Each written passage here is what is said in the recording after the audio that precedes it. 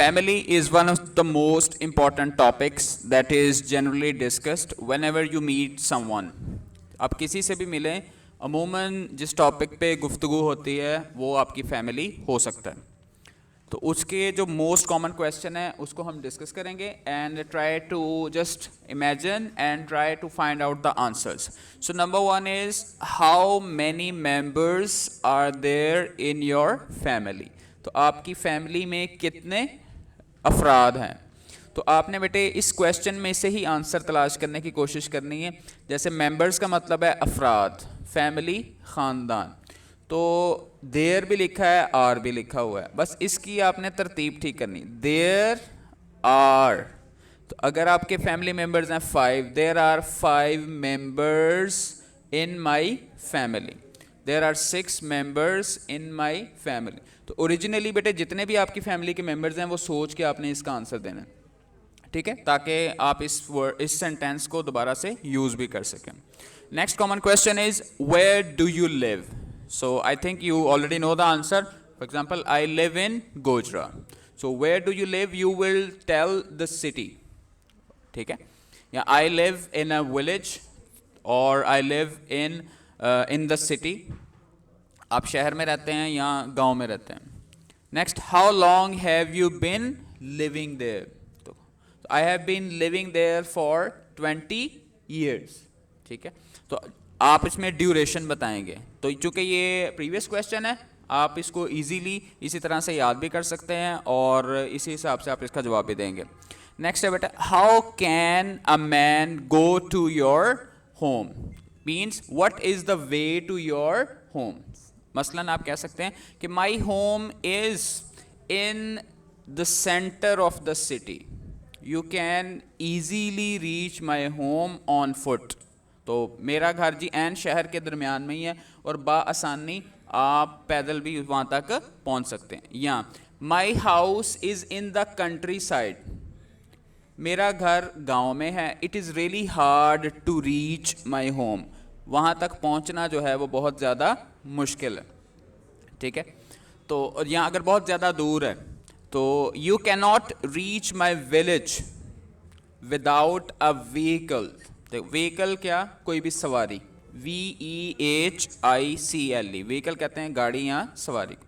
तो आप किसी भी सवारी के बगैर मेरे घर तक नहीं पहुंच सकते. Next, how many rooms are there at your home. कितने कमरे हैं. तो you can just count that there are 5 rooms in my home. Who lives with you.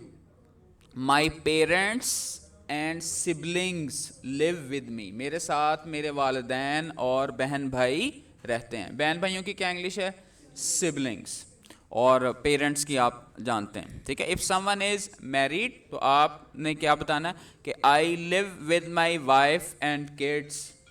अगर जॉइंट फैमिली है तो आप कहेंगे आई live in a joint family. It consists of, मुश्तमिल होना. कंसिस्ट ऑफ का क्या मतलब है, मुश्तमिल होना. It consists of my parents, siblings, wife and my kids. ठीक है, वो मेरे वालिदैन, बहन भाई, बीवी और बच्चों पर मुश्तमिल.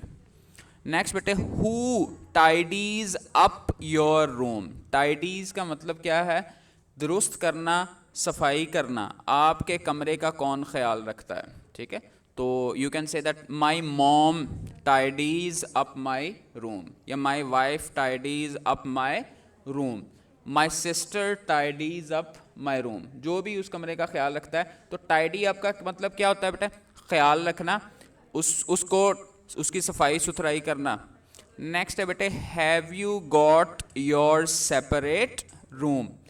क्या आपके पास do you enjoy separate room, अलग कमरा मौजूद है. तो आप कह सकते हैं कि no I live in a joint family. ठीक है, या अगर है तो आप कहेंगे yes I have a separate room. अगर नहीं है तो आप कहेंगे I share my room with my brother. अगर आप भाई के साथ रहते हैं, या I share my room with my siblings. तो वो सिबलिंग्स जो हैं आपके बहन भाई हैं तो आप वो भी बता सकते हैं. नेक्स्ट है बेटा, who takes after you in your family. ठीक है, टेक आफ्टर का मतलब होता है आप जिसकी शक्ल या आदतें आप जैसी हैं। Who takes after you in your family, आप ये कहेंगे my brother takes after me in my family, यानी अगर दो भाई हैं दोनों की शक्लें भी मिलती हैं और आदतें भी मिलती हैं तो आप ये कह सकते हैं। अगर कोई भी नहीं है तो आप क्या कहेंगे, no one takes after me in my family, मेरी फैमिली में कोई भी मुझ पर नहीं गया। ठीक है, लफ्जी मतलब जैसे मैं कहता हूँ वो वालिद मोहतरम पर गया, तो ये गया वाली मुराद। नेक्स्ट बेटे, when does your family sack out.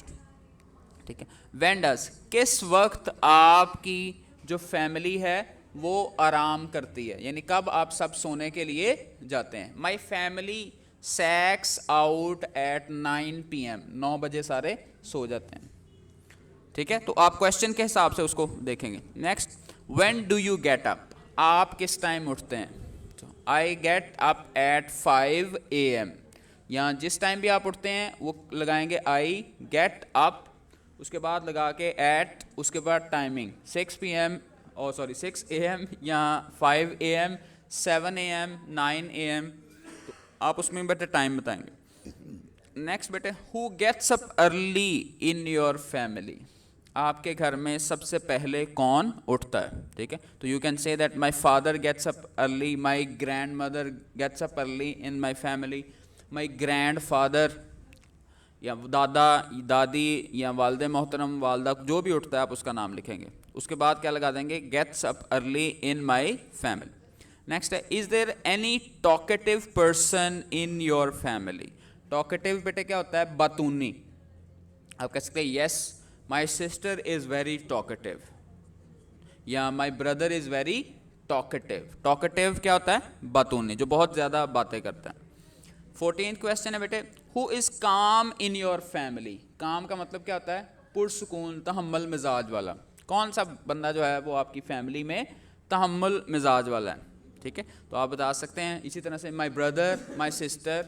अगर बेटे कोई भी नहीं है तो आप क्या कहेंगे, there is no one is calm in my family, या my mother is calm in my family। तो कोई एक है तो वैसे कोई ना कोई ज़रूर होता है। ठीक है, इसके बगैर मामला नहीं चलते। नेक्स्ट है 15वां, are your both parents alive. ठीक है, ये ज़रा लिखने में मिस्टेक है, योर आना है, are your both parents alive, क्या आपके दोनों वालिदैन जो हैं वो जिंदा हैं। तो यू कैन से दैट अल्हम्दुलिल्लाह both of my parents are alive. ठीक, यहाँ आप कह सकते हैं कि my mother is alive and unfortunately my father has died. वालदा जिंदा है और वालदे मोहतरम जो है वो अल्लाह को प्यारे हो चुके हैं। ठीक है, यहाँ sadly I have lost both of my parents, अगर किसी के दोनों ही वालदैन वफात पा चुके हैं तो वो ये कह सकता है। ठीक है, I have lost both of my parents, दोनों की डेथ हो चुकी है। यहाँ यस बोथ आर अलाइव, अगर दोनों जिंदा हैं। या I have lost one of my parents, तो मेरे वालदैन में से एक की डेथ हो चुकी है। तो आप जैसे भी बेटे इसको आंसर देना चाहें वो आप ये बता सकते हैं। Do you look after them, क्या आप अपने पेरेंट्स का ख्याल रखते हैं। आप कहेंगे yes I look after them, या आप कहेंगे no they look after me, मैं नहीं उनका ख्याल रखता, वो मेरा ख्याल रखते हैं। तो आप ये कह सकते हैं no they look after me. उसके बाद है who is breadwinner in your family. बस ये चलो लास्ट कर लें, who is breadwinner in your family. Breadwinner का मतलब है कमाई कौन करता है आपकी फैमिली में।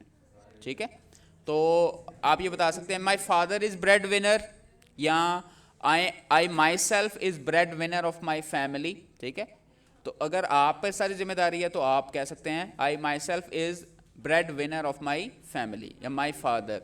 या आप जैसे आपने कहा कि ऑल ऑफ माई फैमिली या all of my family members are breadwinners, अगर सारे ही काम करते हैं तो उसमें आप ये वर्ड जो यूज़ कर सकते हैं। ब्रेड का मतलब क्या होता है बेटा, रोटी। विनर, ठीक है, विन का, हाँ अगर ये सारे वेले हैं तो बेटे गुजारे के लिए कुछ ना कुछ तो कोई किसी ना किसी को कम से कम क्रेडिट लेने के लिए तो कोई ना कोई आगे ज़रूर आ जाता है।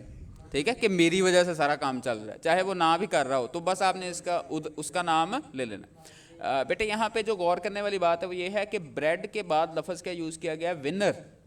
तो ये कोई कंपटीशन हो रहा है कि जो जिसको विन करते हैं, तो वाकई रोज़ी रोटी कमाना जो है वो ऐसे ही है जैसे कोई कंपटीशन हो, और कमा के उतनी खुशी होती है जैसे किसी बंदे ने कोई मुकाबला विन कर लिया हो। ठीक है, तो जो भी आपके लिए मेहनत कोशिश करता है क्या कहते हैं, breadwinner of your family. So you are suppose to learn all these questions and repeat those answers. I would share that in the group, so hope so you will also learn that and try to practice it at home.